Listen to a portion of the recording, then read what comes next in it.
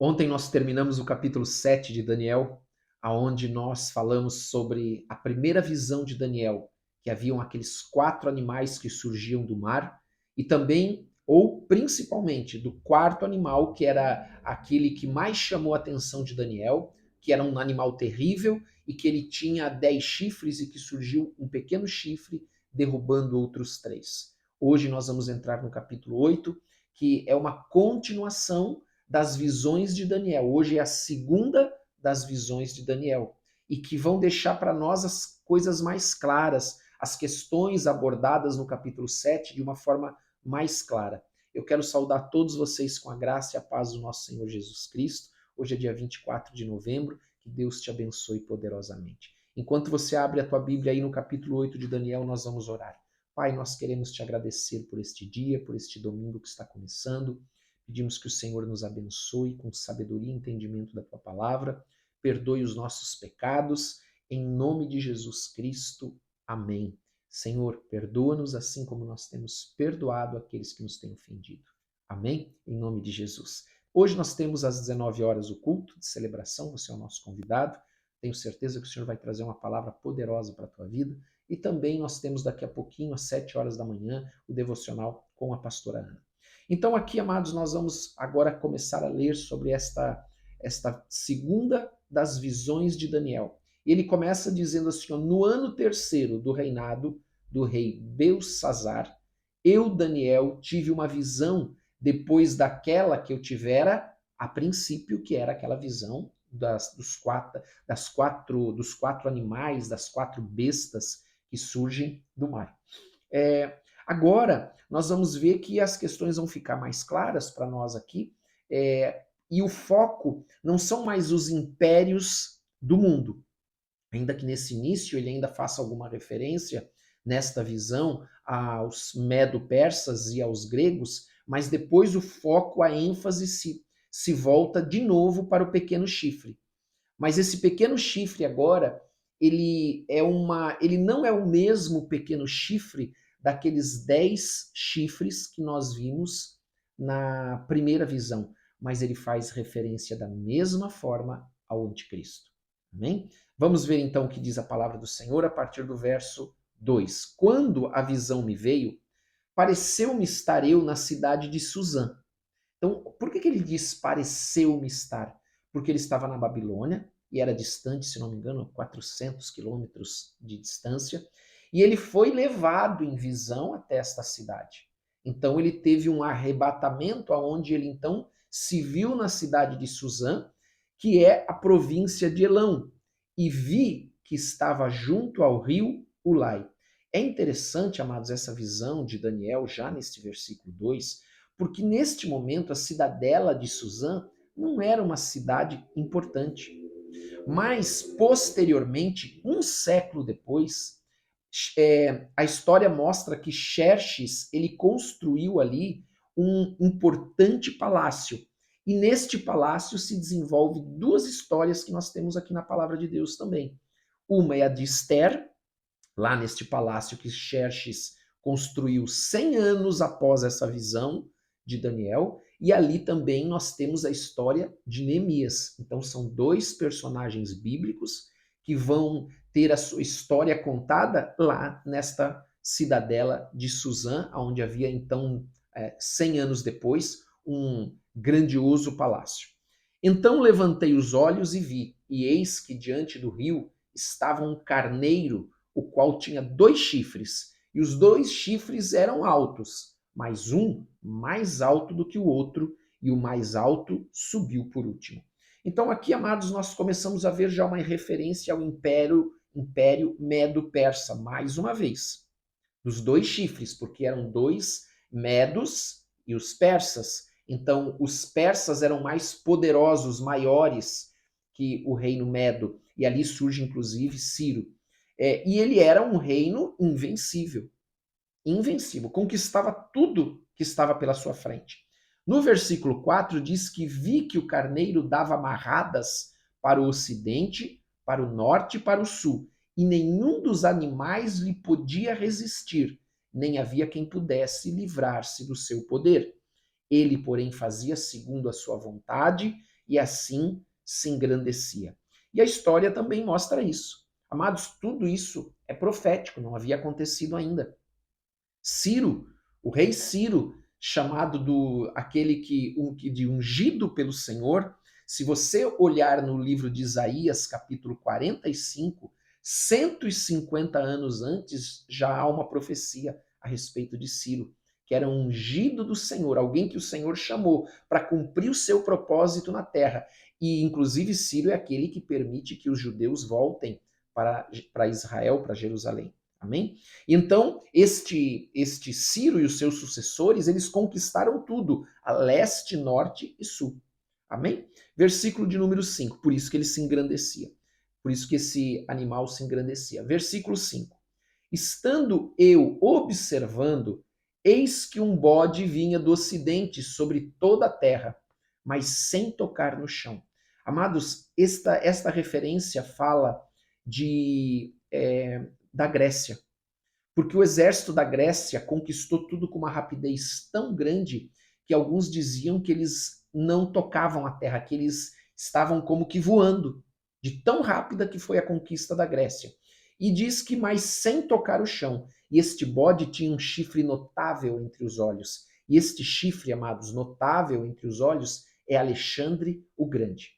Então, por causa deste bode, então, que veio como que sobre a terra, sem tocar o solo, ele veio, e no versículo 6 diz, dirigiu-se ao carneiro que tinha 2 chifres, ou seja, contra o Império Medo-Persa, o qual eu tinha visto diante do rio. E correu contra ele com todo o seu furioso poder. Amados, Alexandre o Grande era terrível.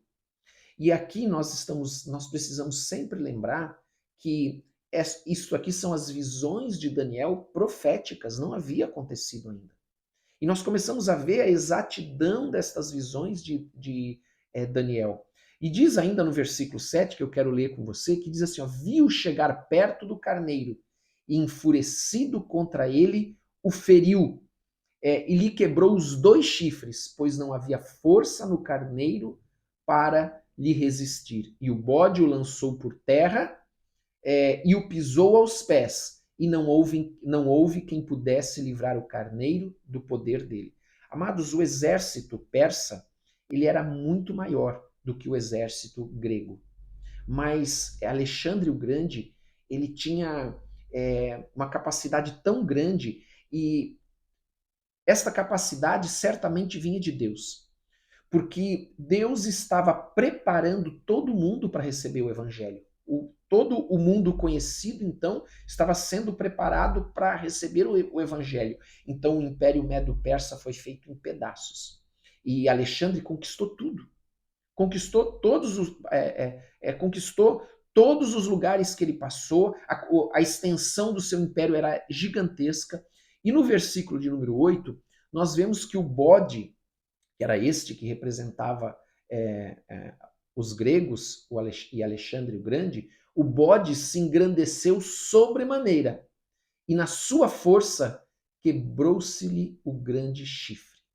Ou seja, a morte de Alexandre o Grande. Alexandre o Grande morreu de forma prematura, com 33 anos. E diz a palavra aqui que no lugar daquele chifre saíram 4 chifres notáveis para os 4 ventos dos céus. Amados, aquele chifre que se quebrou era Alexandre, e este império de Alexandre, que conquistou, que era imenso, ele foi dividido por 4 generais, dos quais os mais proeminentes foram 2, Seleuco e Ptolomeu.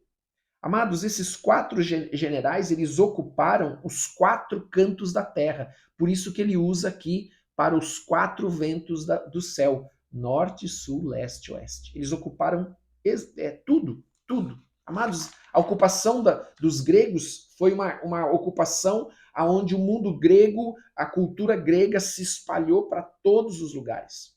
No versículo de número 9, diz que de um dos chifres, havia 4 chifres. De um dos chifres saiu um chifre pequeno e se tornou muito forte para o sul, para o Oriente e para a Terra Gloriosa. Agora, amados, vem, vamos dizer assim, agora que vem a mensagem principal dessa segunda visão de Daniel.